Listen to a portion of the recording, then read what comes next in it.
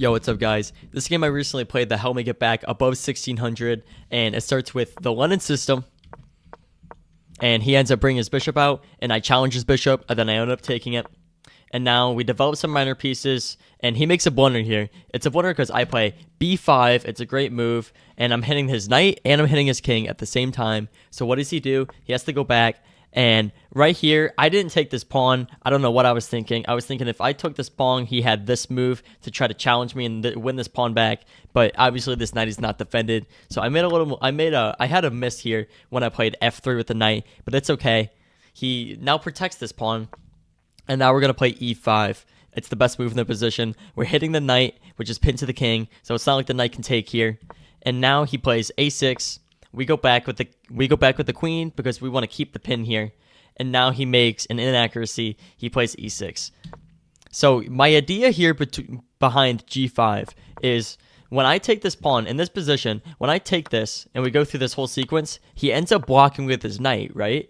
So I want to make sure that the king cannot castle. So when I played this bishop g5 move, my intention was take the knight away, trade this, and then we go through the whole sequence, and now he can't castle. So he either has to go here or he has to block. He either blocks at the queen and then he can't castle, and I figured that was a pretty good position for me. So he ends up moving his king to e7, and now we just try to develop our pieces. I move my knight to b3 because this c5 square is a great square.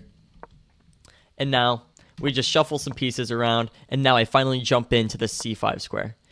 There's an explosion in the middle.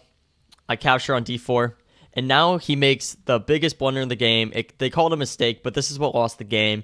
I play d7, a fork protected by the queen that hits the king and the rook at the same time.